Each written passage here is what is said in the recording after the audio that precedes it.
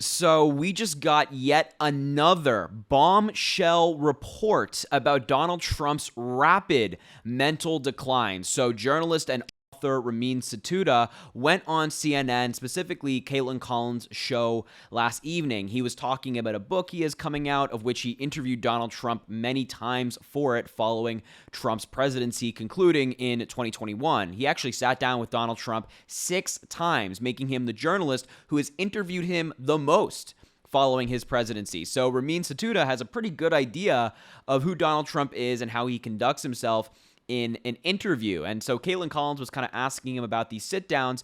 And one of his biggest takeaways from these interviews was that Donald Trump appeared very lost.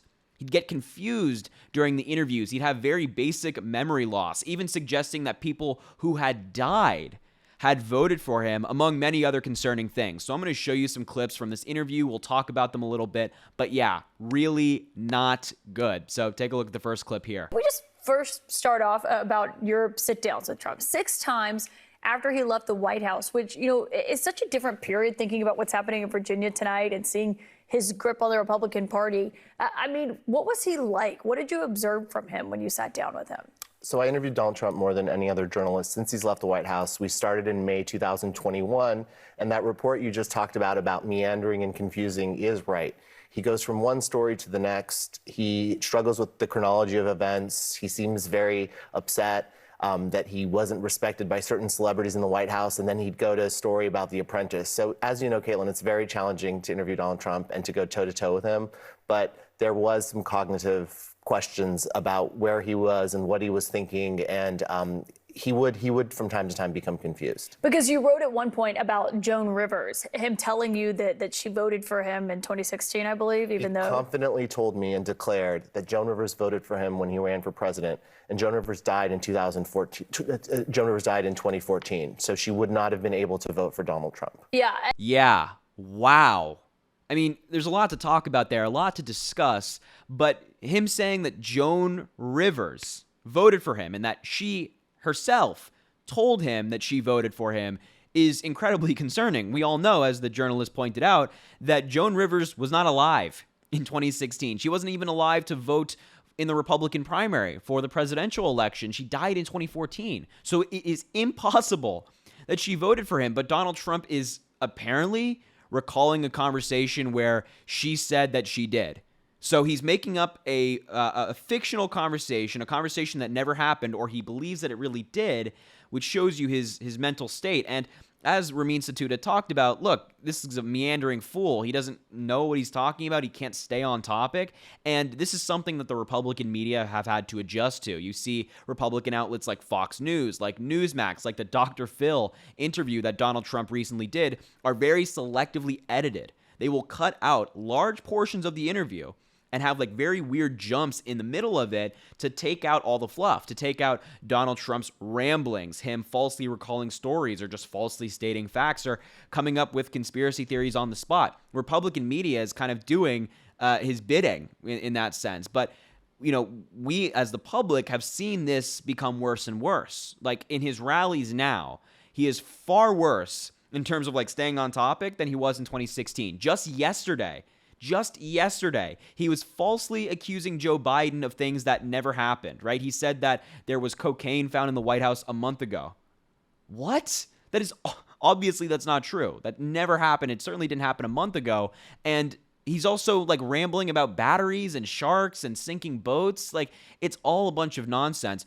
And this is now being corroborated by the journalist who interviewed him the most following his presidency in 2021. You know, these weird stories as well. So that's bad enough. But Ramin Satoodeh also went on to discuss further these interviews and also recalled yet another very specific moment that is really concerning, really shows you the depth of Donald Trump's mental decline. So take a look at it here. Your biggest takeaways from sitting down with him, you know, right after he left the White House, when his political power is probably the lowest it's been since 2015, and how he reflected on when he was hosting The Apprentice. And, you know, the ratings were soaring in that first season, and just kind of what that looked like for him. He was very deflated. He was conflicted. He was angry about the way in which the press had treated him. He still believed that he won the election. And he was happiest when he talked to me about hosting The Apprentice. It was the thing that brought him the most joy. We watched clips of the show together. We watched the theme song, and he really lit up. He watched his firing of Omarosa. And then he would talk about what he did at the White House, and he would become gloomy and resentful and unhappy and refer to Afghanistan and Joe Biden. But he also seemed to think that he still had some foreign policy powers. And there was one day where he told me he needed to go upstairs to deal with Afghanistan, even though he clearly didn't. He told you that while you were interviewing him at Trump Tower, he told you he needed to go upstairs to deal with Afghanistan? With the, quote, the Afghanistan is how he referred. What? Following his presidency, Donald Trump thought he still had some presidential powers dealing with, quote, the Afghanistan. He thought he was still president well after he lost, like in the spring of 2021 when Joe Biden had been president for around 5 months at the time, and Donald Trump thought he had to go upstairs and deal with Afghanistan. Guys, ladies and gents, boys and girls, everybody in between, this is not a man who's well. This is not somebody who's sane. This is not somebody who should have access to the nuclear codes. He thought he was still president. He thought he had powers of the presidency when he'd been out 4 months.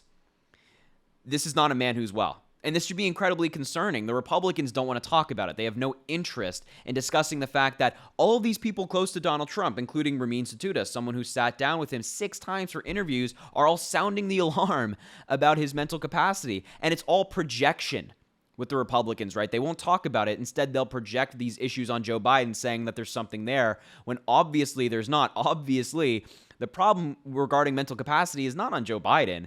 It's on Donald Trump. That's the person who I am concerned about in this race when it comes to their ability to serve. And as I mentioned earlier, like Fox News is kind of doing their bidding, and we saw that yesterday regarding this topic, kind of ignoring the mental lapses of Donald Trump, not talking about him ranting about sharks again at his rally yesterday, instead pivoting to Joe Biden and trying to create a fake scandal. Fox News just did this. They are the Republicans in real time ignoring Donald Trump's mental declines and certainly ignoring this report from Ramin Satoodeh. So do me a favor, take a look at this clip from Fox News today, of them saying that Joe Biden forgot the name of Secretary Mayorkas, and then at the end of the clip, you will see the real clip, the thing that they decided to cut out and paint a different narrative about Joe Biden. So take a look at that clip here as well. And here at the White House yesterday, President Biden appeared to forget the name of his own DHS chief. My name's Joe Biden. I'm Jill Biden's husband. Thanks to all the members of Congress and Homeland Security Secretary. I'm not sure I'm going to introduce you all the way. But all kidding aside. Now, President Biden is in Rehoboth Beach. I'm not sure I'm going to introduce you all the way. But all kidding aside, Secretary Mayorkas, as well as... Yeah, you saw it right there. Fox News selectively editing the clips, saying that, yeah, Joe Biden forgot the name of Secretary Mayorkas. In reality, they just cut it out. They just cut it out of him remembering and speaking about Secretary Alejandro Mayorkas, the Secretary of the Department of Homeland Security. That's what they do. It's what Fox News does. It's what the right-wing media does. It's all a manufactured narrative about Joe Biden. That's the really frustrating thing about this, is that with Donald Trump, you have all of these people close to him sounding the alarm, as I mentioned, sounding the alarm, saying, hey, this is not good. This is really concerning. He thought he was still president. He thought someone who had died had voted for him, things like that. And then Joe Biden's actually doing well. He's actually serving the country, getting stuff done that Donald Trump could only dream of. And so Republicans are like, God, we got to flip the narrative. So they do stuff like this. The Fox News, a wing, an arm of the Trump campaign, decide to selectively edit clips to make their viewers think that Joe Biden forgot the name of Alejandro Mayorkas.